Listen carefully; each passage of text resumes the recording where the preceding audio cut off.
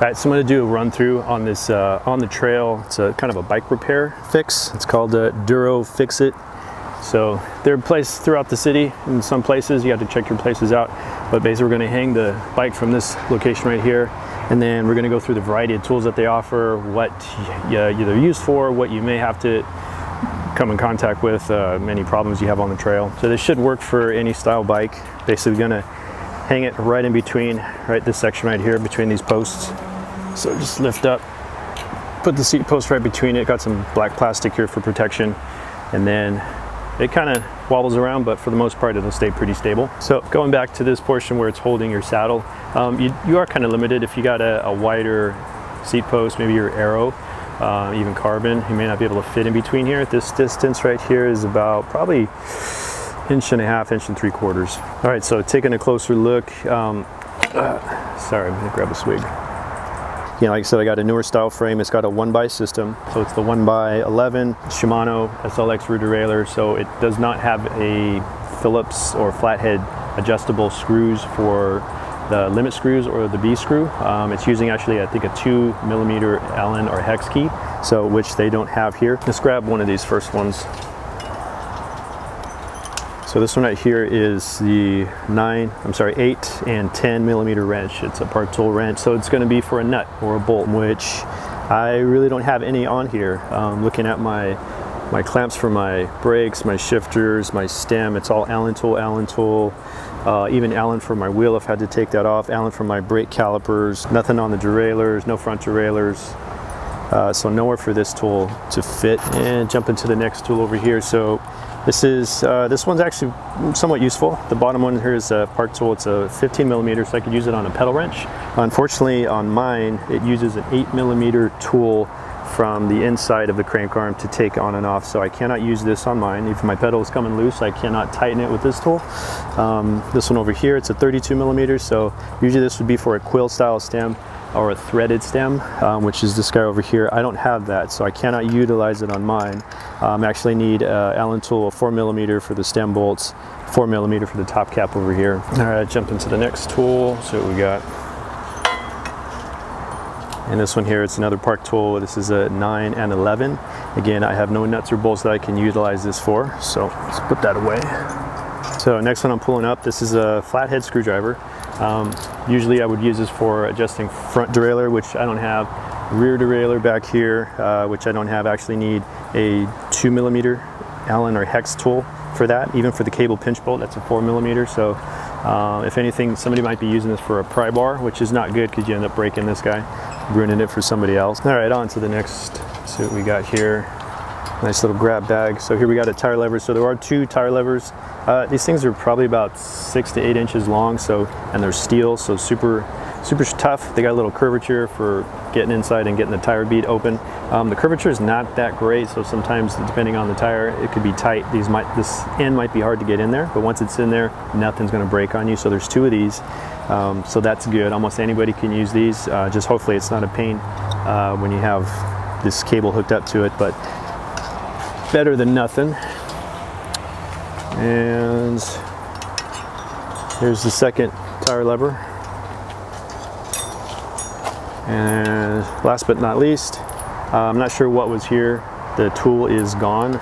Maybe it was an Allen tool. Maybe it was a 3-way, which would be great because the Allen tool, most common on almost all bikes out there. It's a 4, 5, and 6mm hex or Allen tool. Gone, disappeared. Probably the most utilized tool. Somebody around here needed it more than sharing, I guess. So I'll show you what I usually carry on my bike rides. It's going to be a compact multi-tool. This happens to be a Crank Brothers. It's an M19, so this one does have a chain brake. Chain brakes, very rare if you need them, but you're glad you have them if you do need it. It's like a spare tire in the car. Again, you might go months or years without having to use it, but it's there when you need it. Maybe a trailside repair, what I have to do is tighten up my headset. So might have play in this whole system. You have your fork, steer tube comes up through the frame, comes up here, and then your stem clamps onto it, grabbing it tight. But you might have some movement, a little bit of jiggle up and down or side to side. That's where we need to loosen up our 2 stem bolts. On this particular one, it's a 4mm. Sometimes it's a 5mm hex tool or Allen tool. So So one over here you're loosening, just a couple turns and loosening, and then you're going to gently tighten this top cap, and you're just going to turn it probably less than a quarter turn, and then you're going to check, make sure that plate, you want that plate just to barely disappear. If it's still there, you're going to go ahead and tighten just another little bit of a turn. And then once you get that plate out of there, you want to make sure that your handlebars are moving left and right, nice and easy. There shouldn't be any drag, no crunchiness or stickiness. And then once that feels good, you can go ahead and lock that position in with these two bolts here, 1 and 2. And that's where your Allen tool would come in. All right, so another adjustment you might have to do, and this might be after an installation, or might be a new bike. This is something I'm doing out on the trail, because you're getting a good feel for rider position, different terrain. You might have to move your brake lever or your shifter lever, depending where your hands are. So right now I can lift up okay. If the lever goes up too high, that means our fingers have to go up a little bit higher. It could be very strenuous on the top of your hand and your wrist, your fingers. But if I needed to do that, this particular one is usually like a 4mm, sometimes a 5mm Allen or hex tool. So you're just loosening that just enough where you can get some movement. And you go ahead and move. This system, the shifter and the brake lever are all connected as one, so everything's moving as one unit, which is nice. So you can go ahead and find your position. So if I'm a little bit too high, and depending on the type of bike you have, your wrist might be in one position, and to get your fingers up and over this lever might be very difficult, very strenuous. So that's where you want to lower this down a little bit, so it's going to be easier to get your finger up and over. And then just go ahead and make sure both sides match up pretty good, and then just retighten. After getting a new bike, you may have to make some other adjustments, or maybe you got it back from the bike shop and they accidentally had to move your saddle up or down, and they didn't put it back in the right spot. So that's why it's good to measure for yourself. If you need to, you can measure from the top of your collar all the way to the top of your rail. This should be pretty universal. Or you're measuring from your rail or the top of your saddle all the way down to, say, the middle of your crank arm.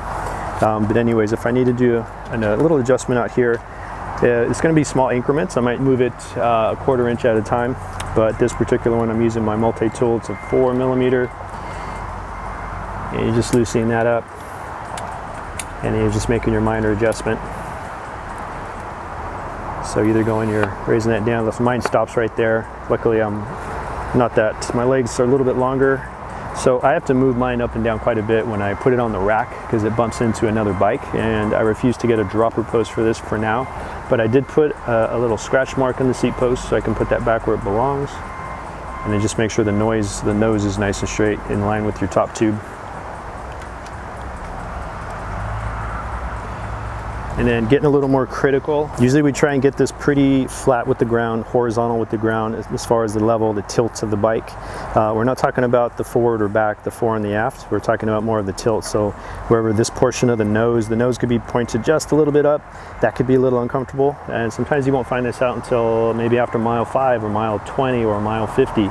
Also, if it's tilted down just a little bit too much, you might find that your body's sliding forward, putting a lot of pressure on your wrists, on your forearms, and your triceps. So if you need to do a minor adjustment out in the field, this particular setup, it's got one bolt here, one bolt here. Looks like it's a 5mm, so then I would use my 5mm tool, this guy here. So if you're having two, like mine, and say you're tilted a little too far down, you need this nose to pick up. The way this system works is you're going to be tightening the rear and unloosening the front. So you may have to unloosen the front first. And depending on your tool, like this one barely gets in there nice and straight. It's a little bit bulky, so you might want to be testing this at home, so you can always change your tool a little bit. So the width of this tool may not allow you to get a nice straight shot right in here. So let's see, yeah, and then this foldable, you're dealing with the folding. So that one's okay right there, but as far as turning, I don't have a whole lot of room. This one back here, definitely got a lot more room here. I'm not as close. I got this gap here, so this works okay.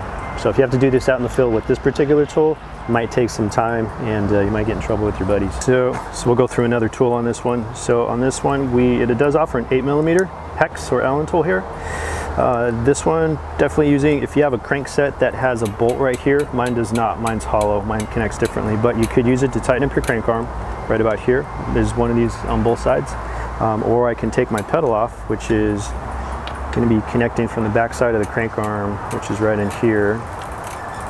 Boom. or if you're looking over on this side, tool's going right inside here. So the length of this tool, I can put these tools out, get more length on it.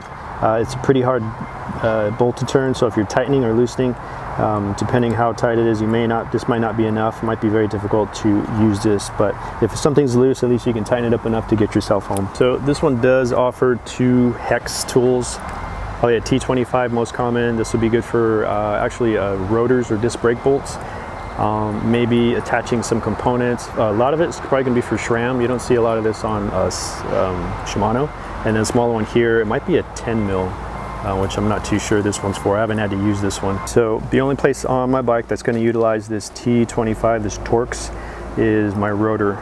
So this guy right here, kind of shaped like a star, kind of, some people call it a star, but we got 6 bolts here, it'll fit in there, and then I can turn this tool if I need to get better leverage. So I'm either tightening for clockwise or unloosening, but typically they stay pretty tight, but when you're doing a safety check or in a tune-up, somebody should be addressing these, making sure all these bolts are nice and tight. But typically you can use the outer edge, get the fingers on the outer edge, don't touch the surface, that's where the braking surface is. We get it dirty enough, you got enough oil on your finger, even natural oil, could start to contaminate this and then affect your stopping ability. Basically the friction decreases, but if I want to make sure, give it a quick check, there's no wobble, there's no looseness, no noise, so that's good to go. And since we're here, to take this back wheel off, there's no quick release. This is the left side, the non-drive side. I would be facing this way. So this, if I need to take the wheel off, this is a through axle. It's a 12 millimeter thick in diameter. If I was to take it out, it goes from one end of the bike all the way over to the other. So if I needed to take my wheel off for whatever reason, I believe this is a 6 millimeter. So this tool does have a 6. So we're folding this over.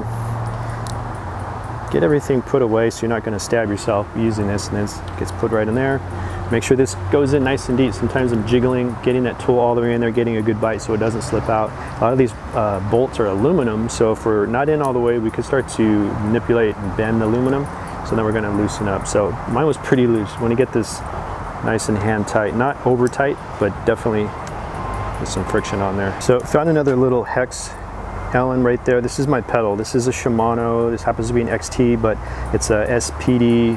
That's the style. So you might see this a lot on different bikes. So if I needed to make an adjustment, this actually has a minus and a plus arrow. So if I'm tightening clockwise, I would use this if my cleat is clicking in way too easy and my foot is slipping out, or I'm clicking out much too easy, or your foot's just coming out all by itself, then we need to tighten this up. Usually it's a click or kind of an index clicking, so you want to tighten this one click. Make sure you do the other side. You want to be even on this. This one's going to use a 3 millimeter, which this one has. So this has a 3 mil. The next smallest one I believe is a 2 mil, and that might be for the rear derailleur, so we'll use that next. But if I needed to, get that in there. And again, these get real dirty. You want to clean that out. Either you use a pick or a bobby pin or a paper clip, something to get all the dirt out of there so this tool will fit nicely. And then you're just going to do one click at a time. So if I wanted to loosen, and just kind of feel for that little indent click, and then just, you're going to do one of those, and then you're going to test it, put your foot back in there, click in, click out, do it somewhere where you're not going to fall, lean against the wall or something, and then don't forget to do the other side because this is equal. So this bolt is for tightening this side, flip over, this bolt's for doing this side over here, and then of course you got 2 pedals, so you can address both of them.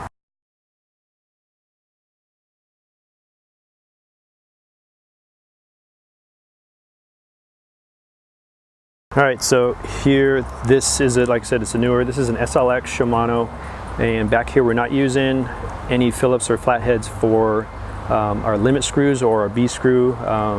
This particular style does not have a barrel adjuster, nothing here, it's over at the shifter, that's where our barrel adjuster is. But if I needed to make an adjustment, usually my limit screws, I'm touching those only if my chain falls off the gears. Excuse me. So if my chain is going all the way down and it happens to fall in between my gear and my frame, then that's my high speed gears, that's my H. I would go to my H screw, I would tighten that H screw a quarter turn and then retest. And then same thing over here, if I'm shifting all the way up into my easy gears and I go to my climbing gear and this falls off. All right, so usually we're upshifting, we're going to the easy climbing gears, you're usually on a hill. Hopefully you shift before you start putting a lot of pressure, before you actually start your climb. So if you see a climb coming up, you're going to get into those gears beforehand. Let the derailleur do its job. You're shifting up. This is your last gear, which is gear number 1. And if your chain happens to fall off this and go into the spokes, you need to stop immediately. As soon as you hear that sound, or just your pedaling cadence, something happens there, stop pedaling, pull over, check it out, see what's going on, get the chain out of there. We could have lots of damage. You could bend, break your chain, you could bend, break your spoke, you can bend and break your whole derailleur as well as your derailleur hanger, and just cause all this mess here. So if chain goes up into the spokes, then this is our low speed gear, so we're going to the L screw. We're going to tighten that a quarter turn. You're going to retest, but you're going to retest this by hand, hopefully, maybe in a repair stand, have your buddy hold the bike or lean it up against somewhere. You don't want to go and put pedal pressure on this again until you know that that chain is stopping and staying on that big chain right there. Or sorry, on that big gear. All right, so this is a Shimano style, very common for the 1x systems. It's going to be able to accommodate that really big, tall climbing gear that you have here. This guy here, this is a 46 tooth, so SLX. So here we got 1 screw, 2 screws, and then 3 screws, and then this one over here is our pinch bolt for the cable. So if our chain, say our chain, you went to go shift and your chain fell off your tall gear and went into the spokes, then you should be able to tell, if someone tells you this without seeing the bike. You said, okay, I was upshifting into the biggest gear number 1, chain fell off. That's going to be your low speed gear. So I'm going to address my low speed screws. So you need to find your L screw. Some of these are marked, some are not. If they're not marked, then you want to look on the bottom side, see what's touching. Right now the chain's in the middle, so nothing's going to be touching either screw. And these are a bit tricky too, because this one is labeled as my low speed screw. This one over here is my high speed, and then this one's my B screw right in the middle. Usually once these are set from the very beginning, we shouldn't have to touch these ever again. If you have any problems in between these guys shifting, then we're going to address the barrel adjuster. Barrel adjuster is your go-to anytime there's a problem. That's my first place I'm going to go to.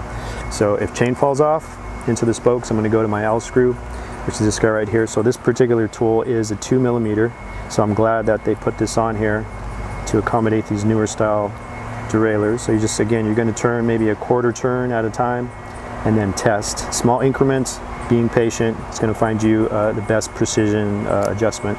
And then if my chain goes into the smaller gear and then into the frame, which might just barely get stuck here because it is a tight fit, then this is my high speed gear. I'm going to go find my H screw, which I believe is this guy over here.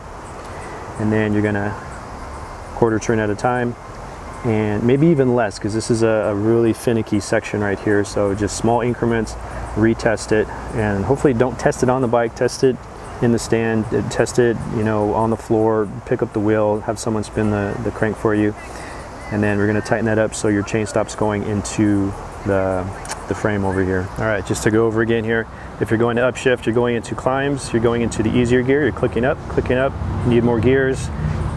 Heel's getting steeper and steeper, you're going up to the next one, boom, you get to your last one here, that's number 1. And say your chain continues to want to go over, boom, gets into the spokes, then it gets stuck right in between here. You will need to stop pedaling immediately. This is your low speed pedaling, usually going 3-4 miles, 5-4 miles an hour. That's how I usually try and remember this. So if this happens, you need to go to your L screw, tighten that up in small increments until you stop falling off into the spoke. And then if you're downshifting, once you reach the peak, you're starting to decline, you're going on the descent, you're starting to spin out, so you're going to the next gear, boom, boom, boom, boom, boom. And say you want to keep pedaling, continuing to go faster, you're going to go into that smallest gear down here. This is your high speed gear, my last gear here. If that chain does want to keep going and gets caught into the frame over here, I don't know if you could see that, but there's some silver marking here where the chain took some paint off. So if that happens, if your chain goes into the frame, stop pedaling, but we need to go make that high speed adjustment. So I'm going to find my H screw, and you're going to do a small increment of turn, maybe 1/8 of a turn, maybe the 16th, retest it, and then go from there, make another adjustment if needed until you find that perfect adjustment. If you over tighten any of these limit screws, you could actually stop the chain from maybe entering this last gear. It'll actually take a gear away, maybe 2 gears, maybe 3 gears if you over tighten something.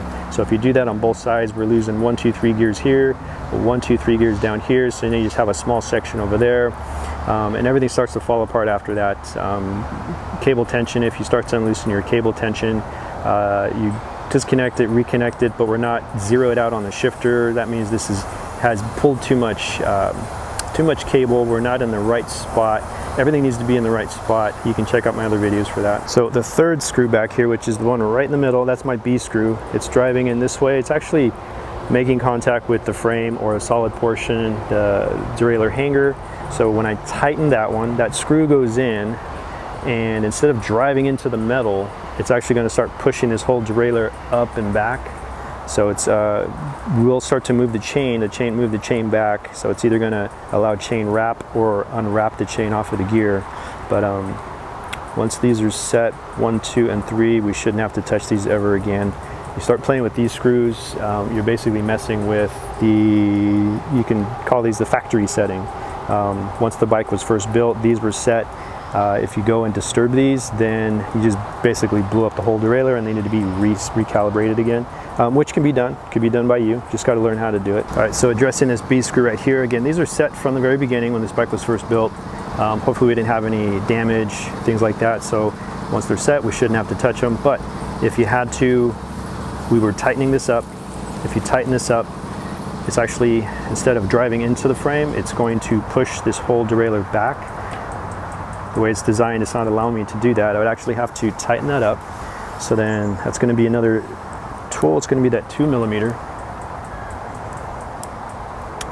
So I get my smallest available one here. So that 2mm is needed for these newer style derailleurs, for the Shimano's at least. And that one's, oof, that one is actually a little too big. Do we got a smaller one? Yes, we do. So that was probably a 2.5, which is nice to know it's there. So boom, fit that guy right in there. So if I tighten, it's actually going to start moving. I usually like to look at that upper pulley wheel. It's going to pull it back, which is going to pull the chain back, which is going to start unwrapping off the gear. It's about 2 turns right there. So it's basically tightening up the chain. That's probably the main thing. It's also moving the pulley wheel away from the gear. Usually we're doing this exact adjustment in our number 1 gear. So you're taking this all the way up to your number 1 gear, but I just want to touch on that a little bit. So I'm going to go back. I'm loosening, it's wrapping chain. So that could be very important when you're first building the bike, making sure that upper pulley wheel is not too close to your gears when you're up in number 1. Let me go ahead and shift that. So as you're up here, this pulley wheel should not be too close to your first gear here. That's one check there. If it's too close, it's going to either get jammed in there when you're trying to move up, or it's going to make a little rubbing sound, little brrr, as you're shifting from second gear to first gear. The other place you're going to be looking at, which is very common on these 1x systems, you're going to downshift again, all the way down to your last high gear. This one is an 11 speed, so we're at the 11th gear here. But it doesn't matter if you have 10, 11, or 12. So we're all the way down, and what we're going to be looking at is your chain line or chain tension. So on these 1x systems, we got 1 gear in the front, several on the back. This is a clutch style derailleur. And if you have a lot of sag here, so maybe you put a new chain on or you're just building the bike, you might see this has a lot of sag. It's kind of drooping down here like that. So that's where you can also make that B screw adjustment, but that's providing that you have the correct length chain here. When we are measuring this chain, we're measuring it tight, and then we're adding 2 links. If you add too many links, you could also get a droopiness, so you want to make sure that the chain length is okay. If that looks okay, then we're tightening up our B screw, taking the slack out of this, because it could droop too much, which means you have a loose chain at almost all times and the chain wants to pop off somewhere. So that's your other area. All right, so another area you might have to make an on-the-road or on-trail repair is right about here. So on this tool, this one does have a chain tool. Usually you either bent or broke a link, your chain fell apart. Usually one of the pins broke through, one of the side plates bent, and then everything came apart. Sometimes it can be done through a bad shift, where if you have a front derailleur, you might have put a little too much pressure, bent this section, so we got to remove a bent link and then reconnect it. Or when it was put together, maybe it was done with a used pin or something that was worn out and it just eventually fell apart. But if I needed to, I can use my tool right here. Definitely recommend practicing with these at home, because some of these tools are difficult to use. You got to use a lot of force when breaking it, and you may or may not have the comfort or the strength to do something like that. But you would locate your bent link push out the appropriate pin. Just go ahead and turn that, and basically continue to drive that. You would pop your pin out, might make a little click noise, shoot the pin out the other side, and of course you're trying to reuse with a new quick link or a new pin, and you're just going to turn this, loosen that up, and just go from there. So out of all the tools that this tool offers, all the ones that are sticking out, got the chain tool, got a Torx on one side, I use those, and then the other side there's a number 8, number 6, 2, and a 4 mil. So all those I was able to use on this particular bike. A different bike, I might be utilizing some other ones. Might be utilizing a flathead, maybe a Phillips, definitely a number 5, and so on. So last thing I want to utilize is this floor pump over here. Actually, it's I guess an outdoor pump here. So it does have 2 holes here, probably one for Presta, skinny valve, and then one for Schrader, the fat valve. So mine, I got the Presta, so I'm taking your cap off, unscrewing the tip, breaking this free, give it a little tap, make sure that's not stuck in the closed position. Use the appropriate side. I'm going to use a small hole, press down. So that's not working at all. So I put that on there, hit the lever down. All I did was release air out. So the problem with this pump head, lower one is the smaller hole, so it's going to use Presta. Top one, a little bit wider for the Presta, for the Schrader, just like on your car tire. And then once you put it on, you're going to lock it by opening this. Problem is, there's probably a rubber bushing in here that is worn out, so when you put it onto your valve, it's not fitting tight. This is supposed to lock it on and basically squeeze everything, but that rubber bushing is gone, so it's not getting a tight fit. So all it did was release air out of my tire, which didn't work at all. So this one probably worked fine when it was, but over time people used it being out in the elements, being on the floor, being in the rain, just being out here on part of the trail, got a little beat up. So usually a kit will take care of this. I don't know what brand this is. I don't know who you would contact to replace that, but unable to use that. Cool thing about it, the hose is nice and long. They actually got 2 hoses connected together, so I can use it while the bike is hanging on this guy or on the front tire, walk over around, and then just start pumping. So a little tough going up, but you can hear the air coming out. So probably need a little lubrication back on this this rod, but I can hear the air coming out, so I think it was working at one time.